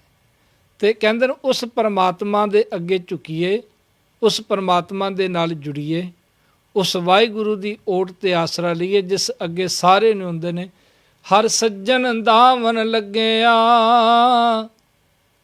ਕਿਸੇ ਨਾ ਦੇਈ ਬੰਨ। ਜੇ ਹਰੀ ਪਰਮਾਤਮਾ ਵਾਹਿਗੁਰੂ ਦਾ ਪੱਲਾ ਪਕੜ ਲਈਏ ਨਾ, ਜੇ ਮਾਲਕ ਵਾਹਿਗੁਰੂ ਦਾ ਦਾਮਨ ਪਕੜ ਲਈਏ, ਪੱਲਾ ਪਕੜ ਲਈਏ, ਤਾਂ ਫਿਰ ਕਿਸੇ ਹੋਰ ਦੇ ਅੱਗੇ ਬੰਨ ਕੇ ਨਹੀਂ ਸੁੱਟਿਆ ਜਾਂਦਾ। ਭਾਵ ਕਿ ਕਿਸੇ ਹੋਰ ਦੇ ਨਾਲ ਵਾਹ ਨਹੀਂ ਪੈਂਦਾ। ਜਿਹੜੇ ਹਰੀ ਪਰਮਾਤਮਾ ਵਾਹਿਗੁਰੂ ਦਾ ਪੱਲਾ ਪਕੜ ਲੈਂਦੇ ਨੇ ਨਾ ਜੀ, ਲੜ ਲੱਗ ਜਾਂਦੇ ਨੇ। ਮਾਲਕ ਵਾਹਿਗੁਰੂ ਪ੍ਰਭੂ ਪਰਮਾਤਮਾ ਆਪ ਉਹਨਾਂ ਦੇ ਜਦੋਂ ਆਨੰਦ ਕਾਰਜ ਦੇ ਵੇਲੇ ਤੁਸੀਂ ਦੇਖੋ, ਲੜਕੀ ਔਰ ਲੜਕੇ ਦਾ ਵਿਆਹ ਹੁੰਦਾ, ਆਨੰਦ ਕਾਰਜ ਹੁੰਦਾ ਹੈ, ਅਤੇ ਉਹਦੇ ਵਿੱਚ ਇੱਕ ਸ਼ਬਦ ਪੜ੍ਹਿਆ ਜਾਂਦਾ ਹੈ, ਉਸਤਤ ਨਿੰਦਾ ਨਾਨਕ ਜੀ ਮੈਂ ਹੱਬ ਵਜਾਈ ਛੋੜਿਆ, ਹੱਬ ਕਿਛ ਤਿਆਗੀ, ਹੱਬੇ ਸਾਖ ਕੁੜਾਵੇ ਡਿੱਠੇ ਤੋਂ ਪੱਲੇ ਤੈ ਡੈ ਲੱਗ। ਭਾਵੇਂ ਸਾਡੇ ਆਨੰਦ ਕਾਰਜ ਦੀ ਇਹ ਮਰਿਆਦਾ ਹੈ ਕਿ ਜਦੋਂ ਪੱਲਾ ਪਕੜਾਇਆ ਜਾਂਦਾ ਲੜਕੀ ਨੂੰ, ਉਸ ਵੇਲੇ ਸ਼ਬਦ ਪੜ੍ਹਿਆ ਜਾਂਦਾ। ਆਨੰਦ ਕਾਰਜ ਦੇ ਵਿੱਚ ਇਹ ਮਰਿਆਦਾ ਦੇ ਵਿੱਚ ਸ਼ਾਮਲ ਹੈ। ਪਰ ਜਿਹੜੇ ਇਸ ਦੇ ਅੱਖਰੀ ਅਰਥ ਨੇ ਉਹ ਇਹ ਨੇ ਕਿ ਹੇ ਮਾਲਕਾ, ਮੈਂ ਬਾਕੀ ਸਾਰੇ ਪੱਲੇ ਛੱਡ ਕੇ, ਬਾਕੀ ਸਾਰੇ ਆਸਰੇ ਛੱਡ ਕੇ, ਤੇ ਹੇ ਮਾਲਕ ਵਾਹਿਗੁਰੂ, ਮੈਂ ਕੇਵਲ ਤੇ ਕੇਵਲ ਤੇਰਾ ਆਸਰਾ ਲਿਆ, ਕੇਵਲ ਤਾਂ ਕੇਵਲ ਤੇਰਾ ਪੱਲਾ ਪਕੜਿਆ। ਅਤੇ ਜਿਹੜੇ ਮਾਲਕ ਵਾਹਿਗੁਰੂ ਦਾ ਪੱਲਾ ਪਕੜ ਲੈਂਦੇ ਨਾ, ਮੈਨੂੰ ਇੱਕ ਇਤਿਹਾਸ ਦੀ ਗਾਥਾ ਯਾਦ ਆਈ। ਸੁਥਰੇ ਸ਼ਾਹ ਜੀ, ਉਹਨਾਂ ਨੇ ਇਸ ਗਾਥਾ ਨੂੰ ਲਿਖਿਆ, ਜੋ 6ਵੇਂ ਪਾਤਸ਼ਾਹ ਗੁਰੂ ਹਰਗੋਬਿੰਦ ਸਾਹਿਬ ਜੀ ਮਹਾਰਾਜ ਸੱਚੇ ਪਾਤਸ਼ਾਹ ਜੀ ਦੇ ਸਮੇਂ ਗੁਰੂ ਸਾਹਿਬ ਜੀ ਦੀ ਬਖਸ਼ਿਸ਼ ਲੈਂਦੇ ਰਹੇ। ਅਤੇ ਕਹਿੰਦੇ ਨੇ ਵੀ ਇੱਕ ਫਕੀਰ ਤੁਰਿਆ ਜਾ ਰਿਹਾ ਸੀ। ਤੁਹਾਨੂੰ ਪਤਾ ਵੀ ਦਰ ਦਰ ਤੋਂ ਭੀਖ ਮੰਗ ਕੇ, ਰੋਟੀ ਮੰਗ ਕੇ, ਅਤੇ ਉਸ ਦੇ ਕੋਲ ਜਿਹੜਾ ਕਟੋਰਾ ਸੀ ਨਾ, ਜਿਸ ਦੇ ਵਿੱਚ ਉਸਨੇ ਦਾਲ ਪਾਈ ਹੋਈ ਸੀ, ਅਤੇ ਕੋਲ ਤੋਂ ਇੱਕ ਬਹੁਤ ਅਮੀਰ ਘਰ ਦੀ ਜਨਾਨੀ ਲੰਘੀ, ਅਤੇ ਉਸ ਦਾ ਕਟੋਰਾ ਛਲਕਿਆ ਫਕੀਰ ਦਾ, ਅਤੇ ਕੁਝ ਦਾਲ ਦੇ ਛਿੱਟੇ ਜਿਹੜੇ ਸਨ ਜੀ, ਉਸ ਜਨਾਨੀ ਦੇ ਕੱਪੜਿਆਂ 'ਤੇ ਪੈ ਗਏ। ਅਤੇ ਉਸਨੇ ਜਾ ਕੇ ਆਪਣੇ ਘਰ ਵਾਲੇ ਨੂੰ ਦੱਸਿਆ ਵੀ ਦੇਖ, ਮੈਂ ਆ ਰਹੀ ਸਾਂ, ਮੇਰੇ ਬੜੇ ਕੀਮਤੀ ਬਸਤਰ, ਅਤੇ ਆਹ ਜਿਹੜਾ ਸਾਧੂ, ਆਹ ਜਿਹੜਾ ਫਕੀਰ ਤੁਰਿਆ ਆ ਰਿਹਾ ਨਾ, ਇਸ ਦੇ ਕਟੋਰੇ ਦੇ ਵਿੱਚ ਦਾਲ ਛਲਕਣ ਦੇ ਕਰਕੇ ਮੇਰਾ ਇਹ ਸਾਰਾ ਜਿਹੜਾ ਪਾਇਆ ਹੋਇਆ ਕੱਪੜੇ ਨੇ, ਇਹ ਖਰਾਬ ਹੋ ਗਏ ਨੇ। ਬਸ ਇੰਨੀ ਗੱਲ ਸੀ ਕਹਿਣ ਦੀ, ਕਿਉਂਕਿ ਅੰਦਰ ਹੰਕਾਰ ਸੀ ਨਾ ਵੀ ਮੈਂ ਬਹੁਤ ਵੱਡਾ ਅਮੀਰ ਹਾਂ, ਬਹੁਤ ਵੱਡਾ ਧਨਾੜ ਹਾਂ, ਅਤੇ ਆਹ ਫਕੀਰ ਦਰ ਦਰ 'ਤੇ ਮੰਗਦਾ ਫਿਰਦਾ। ਉਹ ਜਲਦੀ ਦੇ ਨਾਲ ਭੱਜਿਆ, ਅਤੇ ਫਕੀਰ ਜਿਹੜਾ ਸੀ ਨਾ ਜੀ, ਫਕੀਰ ਨੂੰ ਪਿੱਛੂ ਇਸ ਤਰ੍ਹਾਂ ਉਸਨੇ ਉਸ ਦੀ ਮਾਰ ਕੁਟਾਈ ਕੀਤੀ, ਅਤੇ ਉਹ ਫਕੀਰ ਜਿਹੜਾ ਸੀ ਡਿੱਗ ਪਿਆ, ਅਤੇ ਖੁਸ਼ ਹੋ ਗਿਆ ਵੀ ਇਸ ਨੇ ਮੇਰੀ ਘਰਵਾਲੀ ਨੂੰ, ਮੇਰੀ ਸੁਪਤਨੀ ਨੂੰ ਇਸ ਤਰ੍ਹਾਂ ਉਸਦੇ ਬਸਤਰ ਖਰਾਬ ਕੀਤੇ ਨੇ। ਖੁਸ਼ ਹੋ ਕੇ ਜਦੋਂ ਭੱਜਾ ਹੋਇਆ ਘਰ ਜਾ ਰਿਹਾ ਸੀ, ਆਪਣੇ ਘਰ ਵਾਪਸ ਮੁੜ ਰਿਹਾ ਸੀ, ਉਹ ਅਮੀਰ ਵਿਅਕਤੀ, ਅਤੇ ਕੀ ਹੋਇਆ, ਘਰ ਦੇ ਕੋਲ ਹੀ ਪਹੁੰਚਿਆ, ਐਸਾ ਠੇਡਾ ਲੱਗਾ ਕਿ ਉੱਥੇ ਹੀ ਦਮ ਤੋੜ ਗਿਆ। ਅਤੇ ਹੁਣ ਘਰਵਾਲੀ ਨੇ ਦੇਖਿਆ ਵੀ ਸ਼ਾਇਦ ਉਹ ਜਿਹੜਾ ਫਕੀਰ ਹੈ, ਜਿਸ ਦੀ ਦਾਲ ਮੇਰੇ ਕੱਪੜਿਆਂ 'ਤੇ ਪਈ ਅਤੇ ਮੇਰੇ ਬਸਤਰ ਖਰਾਬ ਹੋ ਗਏ, ਅਤੇ ਮੈਂ ਆਪਣੇ ਪਤੀ ਨੂੰ ਭੇਜਿਆ ਵੀ ਇਸ ਫਕੀਰ ਦੇ ਕਾਰਨ ਮੇਰੇ ਬਸਤਰ ਖਰਾਬ ਹੋ ਗਏ ਨੇ, ਅਤੇ ਉਸ ਦੀ ਸਜ਼ਾ ਮਿਲੀ ਹੈ। ਅਤੇ ਉਹੀ ਜਿਹੜੀ ਵਿਅਕਤੀ ਦੇ ਘਰ ਵਾਲੀ ਸੀ, ਅਮੀਰ ਦੇ ਘਰ ਵਾਲੀ ਜਨਾਨੀ ਸੀ, ਉਹ ਫਕੀਰ ਦੇ ਆ ਕੇ ਚਰਨਾਂ 'ਤੇ ਡਿੱਗ ਪਈ। ਕਹਿਣ ਲੱਗੀ ਵੀ ਮੇਰੇ ਕੋਲੋਂ ਗਲਤੀ ਹੋ ਗਈ ਕਿ ਮੇਰਾ ਪਤੀ ਆਇਆ, ਉਸਨੇ ਤੁਹਾਡੇ ਨਾਲ ਇਸ ਤਰ੍ਹਾਂ ਦਾ ਵਿਹਾਰ ਕੀਤਾ, ਤੇ ਜਾਂਦੇ ਉਸ ਦੀ ਮੌਤ ਹੋ ਗਈ ਹੈ, ਉਹ ਡਿੱਗ ਪਿਆ ਹੈ, ਤੇ ਤੁਸੀਂ ਫਕੀਰ ਹੋ, ਕੋਈ ਦੱਸੋ, ਕੋਈ ਕਲਾ ਵਰਤਾਓ, ਕੋਈ ਕਰਾਮਾਤ ਦਿਖਾਓ ਕਿ ਉਹ ਜਿਉਂਦਾ ਹੋ ਜਾਵੇ। ਤੇ ਉਹ ਫਕੀਰ ਸਾਈਂ ਪਤਾ ਕੀ ਕਹਿਣ ਲੱਗਾ? ਕਹਿਣ ਲੱਗਾ, ਧੀਏ ਬੱਚੀਏ, ਅੱਗੇ ਤੇ ਮਸਲਾ ਸੀ, ਮਾਮਲਾ ਸੀ ਤੇਰੇ ਤੇ ਮੇਰੇ ਵਿੱਚ, ਵੀ ਮੈਂ ਜਾ ਰਿਹਾ ਸਾਂ, ਦਾਲ ਡਿੱਗੀ ਤੇਰੇ ਕੱਪੜਿਆਂ ਤੇ ਪਈ, ਅੱਗੇ ਤੇ ਮਾਮਲਾ ਸੀ ਤੇਰੇ ਤੇ ਮੇਰੇ ਵਿੱਚ। ਕਹਿਣ ਲੱਗੇ ਵੀ ਹੁਣ ਜਿਹੜਾ ਝਗੜਾ ਨਾ ਉਹ ਮਾਲਕਾਂ ਦਾ ਹੈਗਾ। ਕਹਿਣ ਲੱਗੀ ਵੀ ਮਾਲਕਾਂ ਦਾ ਮੈਂ ਸਮਝੀ ਨਹੀਂ। ਕਹਿਣ ਲੱਗੇ ਵੀ ਤੇਰਾ ਮਾਲਕ ਜਿਹੜਾ ਸੀ ਉਸਨੇ ਤੇਰੀ ਗੱਲ ਸੁਣੀ ਤੇ ਆ ਕੇ ਮੈਨੂੰ ਕਟਾਪਾ ਚਾੜ ਦਿੱਤਾ, ਮੈਨੂੰ ਸੁੱਟ ਗਿਆ, ਡਿੱਗ ਗਿਆ। ਤੇ ਜਿਹੜਾ ਮੇਰਾ ਮਾਲਕ ਸੀ, ਮੇਰੇ ਮਾਲਕ ਨੇ ਦੇਖਿਆ ਕਿ ਭਗਤ ਦੀ ਤੋਹੀਨ ਹੋ ਰਹੀ ਹੈ ਤੇ ਮੇਰੇ ਮਾਲਕ ਨੇ ਉਸ ਨੂੰ ਸਜ਼ਾ ਦੇ ਦਿੱਤੀ। ਕਹਿਣ ਲੱਗੇ ਵੀ ਵਿੱਚ ਮੇਰਾ ਤੇ ਕੋਈ ਰੋਲ ਨਹੀਂ, ਇਹ ਝਗੜਾ ਜਿਹੜਾ ਇਹ ਮਾਲਕਾਂ ਦਾ ਹੈ। ਉਧਰ ਤੇਰਾ ਮਾਲਕ ਹੈ ਤੇ ਉਧਰ ਮੇਰਾ ਮਾਲਕ ਹੈ। ਮੈਂ ਤੇ ਇੱਕ ਫਕੀਰ ਹਾਂ। ਵੀ ਜਿਹੜੇ ਉਸ ਦਾ ਪੱਲਾ ਪਕੜ ਲੈਂਦੇ ਨਾ ਜੀ, ਸਾਹਿਬ ਜੀ ਦੇ ਬਚਨ ਨੇ, ਜਾਂ ਕੋ ਮੁਸ਼ਕਲ ਅਤ ਬਣੈ ਢੋਈ ਕੋਇ ਨਾ ਦੇ, ਲਾਗੂ ਹੋਏ ਦੁਸ਼ਮਨਾ ਸਾਖ ਪੇ ਭੱਜ ਖਲੇ, ਸਭੋ ਭੱਜੇ ਆਸਰਾ ਚੁੱਕੈ ਸਭ ਅਸਰਾਓ, ਚਿਤ ਆਵੇ ਉਸ ਪਾਰ ਬ੍ਰਹਮ ਲੱਗੇ ਨਾ ਤੱਤੀ ਵਾਓ, ਹਰ ਸਾਜਨ ਹਰ ਸੱਜਣ ਦਾਮਨ ਲੱਗਿਆ, ਕਿਸੇ ਨਾ ਦੇਈ ਬੰਨ। ਅੱਗੇ ਬਹੁਤ ਪਿਆਰਾ ਬਚਨ ਹੈ ਸਾਹਿਬ ਜੀ ਦਾ, ਮਾਨਕ ਮੋਤੀ ਨਾਮ ਪ੍ਰਭ ਉਨ ਲੱਗੈ ਨਾਹੀ ਸੰਨ। ਸੰਨ ਨਹੀਂ ਲੱਗਦੀ, ਚੋਰੀ ਨਹੀਂ ਪੈਂਦੀ, ਡਾਕਾ ਨਹੀਂ ਕੋਈ ਮਾਰ ਸਕਦਾ, ਕੋਈ ਚਰਾ ਨਹੀਂ ਸਕਦਾ। ਮੇਰੇ ਸਾਹਿਬ ਜੀ ਬਖਸ਼ਿਸ਼ ਕਰਦੇ ਨੇ, ਆ ਦੁਨਿਆਵੀ ਧਨ ਆ ਜਾਏ ਨਾ ਜੀ, ਤੇ ਤੁਸੀਂ ਦੇਖੋ, ਜਿਸ ਗ੍ਰਹਿ ਬਹੁਤ ਤਿਸੈ ਗ੍ਰਹਿ ਚਿੰਤਾ, ਜਿਸ ਗ੍ਰਹਿ ਥੋੜੀ ਸੋ ਫਿਰੈ ਭਰਮੰਤਾ। ਜਿਹਦੇ ਕੋਲ ਬਹੁਤ ਮਾਇਆ ਆ ਗਈ ਹੈ, ਬੜਾ ਧਨ ਆ ਗਿਆ, ਉਸ ਨੂੰ ਚਿੰਤਾ ਇਸ ਗੱਲ ਦੀ ਵੀ ਸੰਭਾਲਣੀ ਕਿਵੇਂ ਹੈ, ਟੈਕਸ ਤੋਂ ਕਿਵੇਂ ਬਚਾਉਣੀ ਹੈ, ਵੀ ਗੌਰਮੈਂਟ ਨੂੰ ਨਾ ਪਤਾ ਲੱਗੇ, ਕਿਵੇਂ ਇਸ ਦਾ ਬਚਾਅ ਕਰਨਾ, ਉਹ ਇਸ ਚਿੰਤਾ ਦੇ ਵਿੱਚ ਹੈ। ਤੇ ਜਿਹਦੇ ਕੋਲ ਥੋੜ੍ਹੀ ਹੈ, ਉਹ ਵਿਚਾਰਾ ਭਰਮਾਂ ਦੇ ਵਿੱਚ ਹੈ, ਫਿਕਰਾਂ ਦੇ ਵਿੱਚ ਹੈ, ਵੀ ਜੀਵਨ ਦਾ ਬਚਾਅ ਕਿਵੇਂ ਹੋਣਾ, ਜੀਵਨ ਦਾ ਗੁਜ਼ਰਾਨ ਕਿਵੇਂ ਹੋਣਾ। ਸਾਹਿਬ ਜੀ ਕਹਿੰਦੇ ਨੇ ਹੈ ਦੋਵੇਂ ਹੀ ਚਿੰਤਾ, ਜਿਸ ਕੋਲ ਬਹੁਤ ਜ਼ਿਆਦਾ ਉਹ ਵੀ ਚਿੰਤਾ ਵਿੱਚ ਹੈ, ਜਿਹਦੇ ਕੋਲ ਥੋੜ੍ਹੀ ਉਹ ਵੀ ਚਿੰਤਾ। ਦੋਹਾਂ ਵਿਵਸਥਾ ਤੇ ਜੋ ਮੁਕਤਾ ਸੋਈ ਸੁਹੇਲਾ ਪਾ ਲਈਏ। ਜਿਹੜਾ ਦੋਨਾਂ ਤੋਂ ਮੁਕਤ ਹੋ ਗਿਆ ਉਹ ਸੁਖੀ ਹੈ। ਤੇ ਸਾਹਿਬ ਜੀ ਕਹਿੰਦੇ ਨੇ ਦੁਨਿਆਵੀ ਧਨ ਦਾ ਤੇ ਡਰ ਹੈ ਨਾ, ਇਸ ਨੂੰ ਕੋਈ ਚਰਾ ਨਾ ਲਵੇ, ਇਸ ਨੂੰ ਕੋਈ ਚੋਰੀ ਨਾ ਕਰ ਲਵੇ। ਪਰ ਕਹਿੰਦੇ ਨੇ ਮਾਲਕ ਵਾਹਿਗੁਰੂ ਦਾ ਨਾਮ ਇੱਕ ਐਸਾ ਹੈ, ਮਾਨਕ ਮੋਤੀ ਨਾਮ ਪ੍ਰਭ, ਪ੍ਰਭੂ ਪਰਮਾਤਮਾ ਦਾ ਨਾਮ। ਸਾਧ ਸੰਗਤ ਜੀ ਅਮੋਲਕ ਮਾਨਕ ਨੇ, ਮੋਤੀ ਨੇ, ਹੀਰੇ ਨੇ, ਜਵਾਹਰਾਤ ਨੇ। ਲੱਗੈ ਨਾਹੀ ਸਦ, ਜਲ ਨਹੀਂ ਡੂਬੈ, ਤਸਕਰ ਨਹੀਂ ਲੇਵੈ, ਭਾਹੇ ਨਾ ਸਾਕੈ ਚਾਲੇ। ਗੁਰ ਕਾ ਬਚਨ ਵਸੈ ਜੀ ਨਾਲੇ, ਜਿਨ੍ਹਾਂ ਦੇ ਹਿਰਦੇ ਦੇ ਵਿੱਚ ਗੁਰੂ ਦਾ ਬਚਨ ਵਸ ਗਿਆ, ਜਿਨ੍ਹਾਂ ਦੇ ਹਿਰਦੇ ਦੇ ਵਿੱਚ ਵਾਹਿਗੁਰੂ ਦਾ ਨਾਮ ਵਸ ਗਿਆ, ਤੁਹਾਡੇ ਇਸ ਨਾਮ ਧਨ ਨੂੰ ਕੋਈ ਚੁਰਾ ਨਹੀਂ ਸਕਦਾ, ਇਹ ਚੋਰੀ ਨਹੀਂ ਹੋ ਸਕਦਾ। ਜਲ ਇਸ ਨੂੰ ਡੋਬ ਨਹੀਂ ਸਕਦਾ, ਅੱਗ ਇਸ ਨੂੰ ਜਲਾ ਨਹੀਂ ਸਕਦੀ, ਚੋਰ ਇਸ ਨੂੰ ਚੁਰਾ ਨਹੀਂ ਸਕਦਾ। ਇਸ ਕਰਕੇ ਪਰਮਾਤਮਾ ਦੇ ਨਾਮ ਰੰਗ ਦੇ ਨਾਲ ਜੁੜਨਾ ਹੈ। ਰੰਗ ਸਭੇ ਨਾਰਾਇਣ ਜੇਤੇ ਮਨ ਪਾਵਨ। ਅਸਲ 'ਚ ਨੇ ਜੀ ਇਹ ਸਾਰੇ ਵਾਹਿਗੁਰੂ ਪ੍ਰਭੂ ਪਰਮਾਤਮਾ ਦੇ ਰੰਗ ਨੇ, ਉਸ ਕਰਤਾ ਪੁਰਖ ਵਾਹਿਗੁਰੂ ਦੇ ਰੰਗ ਨੇ। ਜੋ ਕੁਝ ਵੀ ਅਸੀਂ ਸੰਸਾਰ ਦੇ ਵਿੱਚ ਦੇਖ ਰਹੇ ਹਾਂ ਨਾ ਜੀ, ਇਹ ਸਾਰੇ ਉਸ ਦੇ ਹੁਕਮ ਦੇ ਵਿੱਚ ਹੈ। ਜਦੋਂ ਆਪ ਜੀ 100 ਦਰ ਰਹਿਰਾਸ ਸਾਹਿਬ ਜੀ ਦਾ ਪਾਠ ਕਰਦੇ ਹੋ ਤੇ ਉਹਦੇ ਵਿੱਚ ਆਪਾਂ ਬਚਨ ਦੁਹਰਾਉਂਦੇ ਹਾਂ, ਕਹੋ ਨਾਨਕ ਕਰਤੇ ਕੀਆਂ ਬਾਤਾਂ, ਜੋ ਕਿਛ ਕਰਨਾ ਸੋ ਕਰ ਰਹੇ ਆ। ਜਿੰਨੇ ਵੀ ਮਨ ਨੂੰ ਭਾਣ ਵਾਲੇ ਸਾਧ ਸੰਗਤ ਜੀ ਆਪਾਂ ਕੌਤਕ ਦੇਖ ਰਹੇ ਹਾਂ, ਸਾਰੇ ਉਸ ਮਾਲਕ ਵਾਹਿਗੁਰੂ ਦੇ ਹੁਕਮ ਦੇ ਵਿੱਚ ਹੋ ਰਹੇ ਨੇ। ਜੋ ਹਰ ਲੋੜੇ ਸੋ ਕਰੇ, ਸੋਈ ਜੀ ਕਰਨ। ਮਤਾ ਸਾਡੀ ਇਹ ਭੁੱਲ ਹੋਵੇ ਪਛਾਣ ਮੈਂ ਕੁਝ ਕਰ ਰਿਹਾ, ਮੇਰਾ ਕੀਤਾ ਹੋਇਆ ਕੁਝ ਹੋ ਰਿਹਾ, ਨਹੀਂ।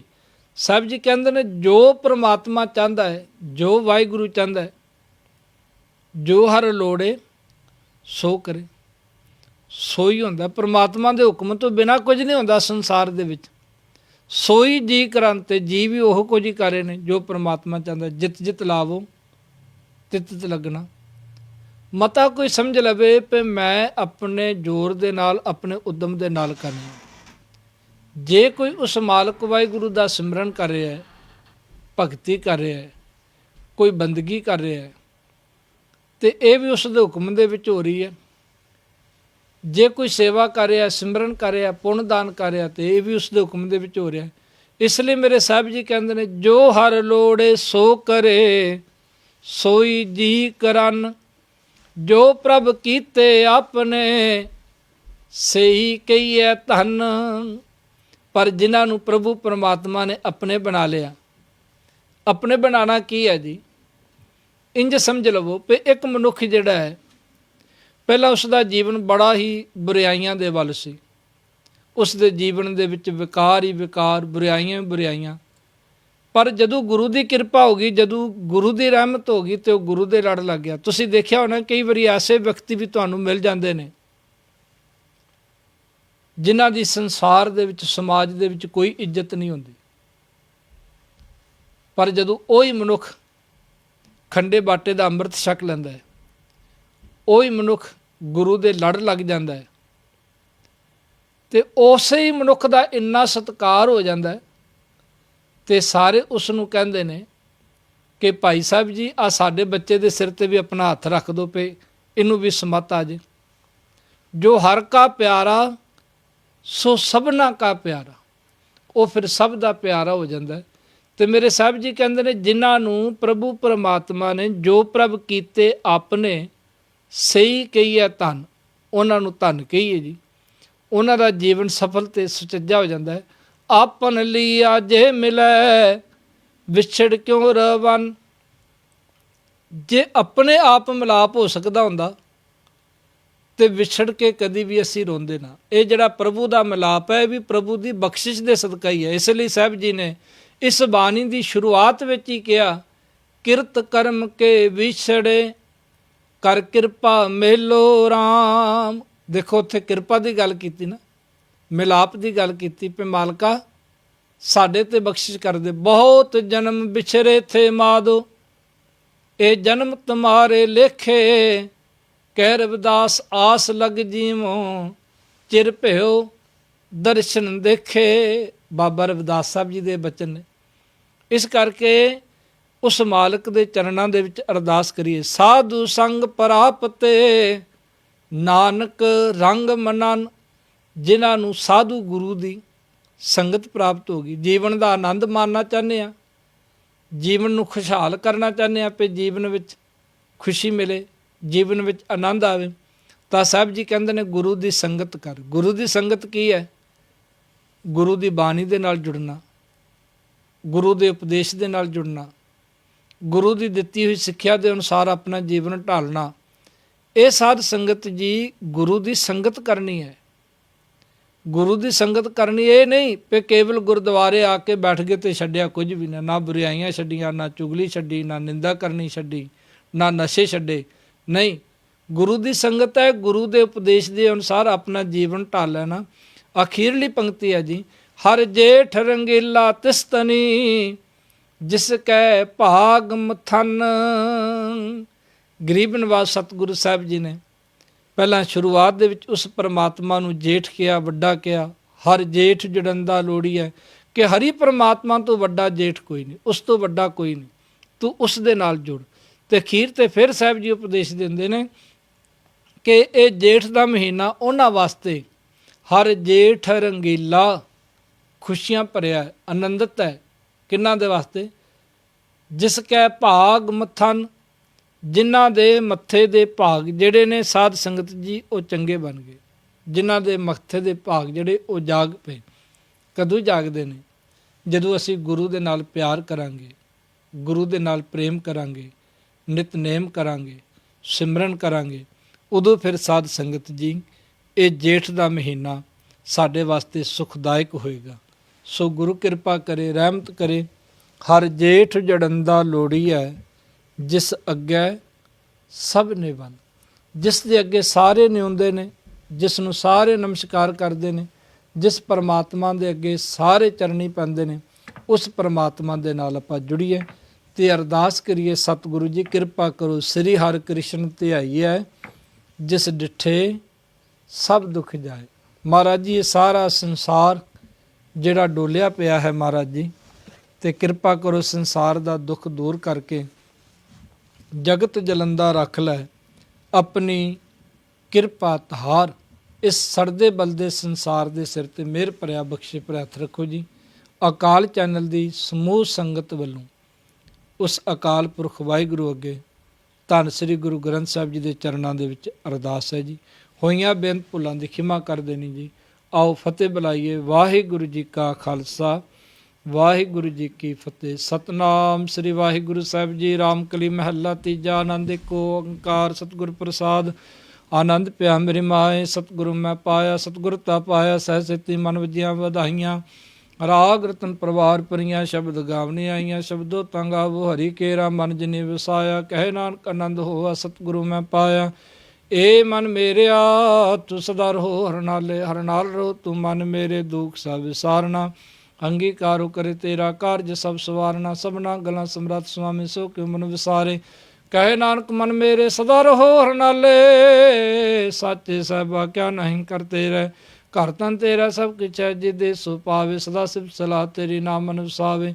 ਨਾਮ ਜਿਨ ਕੈ ਮਨ ਵਸਿਆ, ਵਾਜੇ ਸ਼ਬਦ ਕਨੇਰੇ। ਕਹਿ ਨਾਨਕ ਸੱਚੇ ਸਾਹਿਬ ਕਿਆ ਨਹੀਂ ਕਰਤੇ ਰਹਿ। ਸਾਚਾ ਨਾਮ ਮੇਰਾ ਆਧਾਰੂ, ਸਾਚ ਨਾਮ ਆਧਾਰ ਮੇਰਾ। ਜਿਨ ਭੁੱਖਾ ਸਭ ਗਵਾਈਆਂ, ਕਰ ਸ਼ਾਂਤ ਸੁਖ ਮਨਾ ਵਸਿਆ। ਜਿਨ ਇੱਛਾ ਸਭ ਪੁਜਾਈਆਂ, ਸਦਾ ਕੁਰਬਾਨ ਕੀਤਾ ਗੁਰੂ ਵਿਟੋ, ਜਿਸ ਦੀਆਂ ਵਡਿਆਈਆਂ। ਕਹੇ ਨਾਨਕ ਸੁਨੋ ਸੰਤੋ ਸ਼ਬਦ ਧਰੋ ਪਿਆਰੂ, ਸਾਚਾ ਨਾਮ ਮੇਰਾ ਆਧਾਰੂ।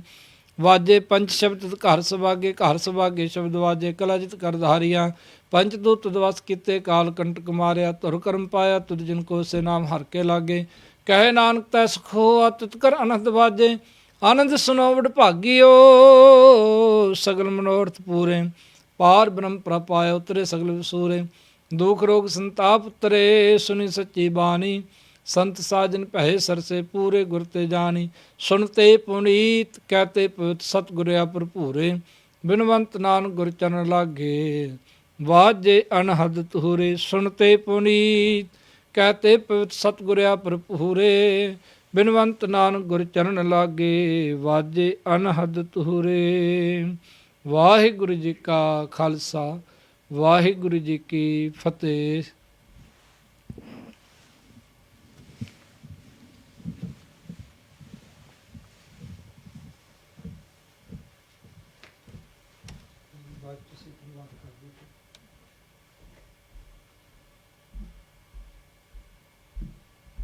ਸਤਨਾਮ ਸ੍ਰੀ ਵਾਹਿਗੁਰੂ ਸਾਹਿਬ ਜੀ। ਤੁਧ ਆਗੇ ਅਰਦਾਸ ਹਮਾਰੀ, ਜੀਉ ਪਿੰਡ ਸਭ ਤੇਰਾ।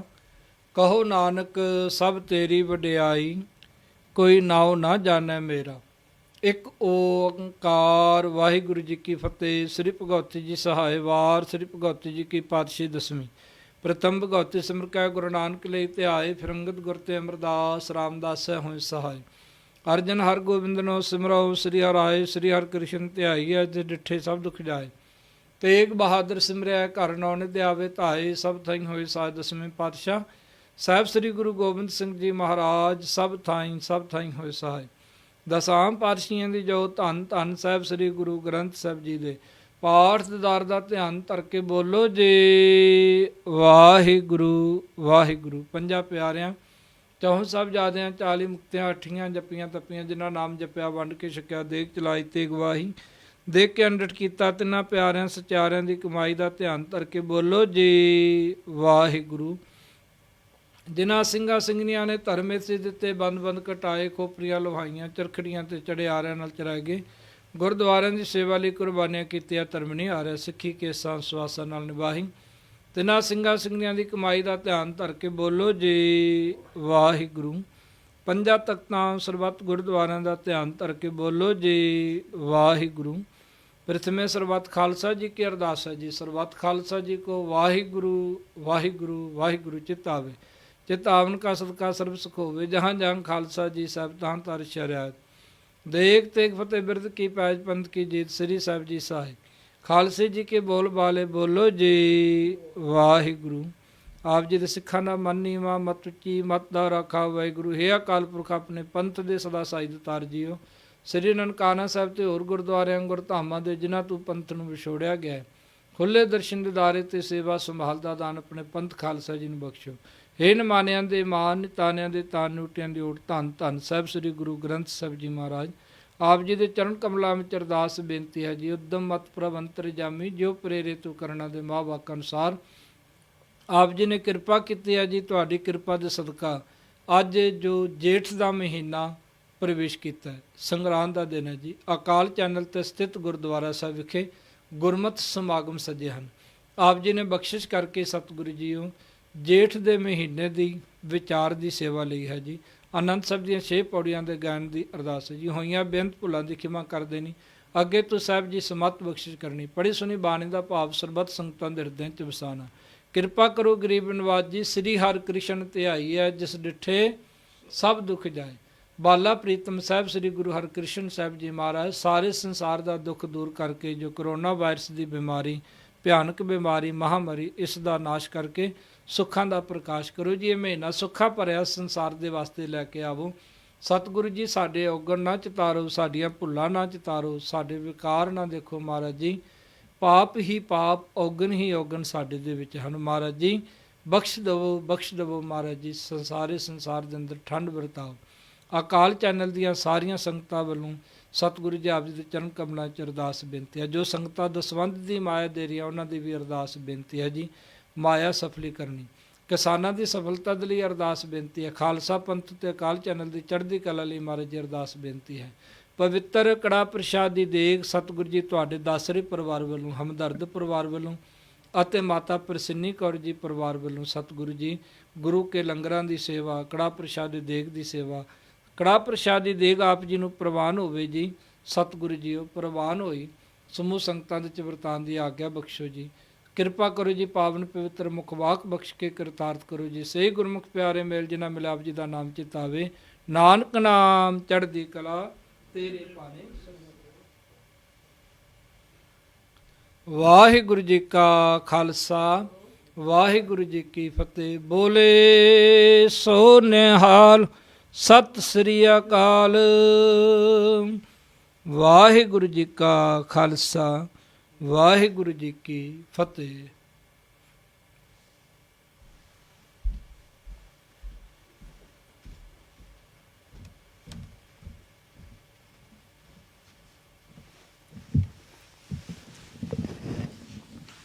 ਸਤਨਾਮ ਸ੍ਰੀ ਵਾਹਿਗੁਰੂ ਸਾਹਿਬ ਜੀ। ਧਰ ਜੀ ਅਰਿਕ ਟੇਕ ਤੂੰ ਲਾਹੇ ਬੇੜਾਨੀ ਆਸ।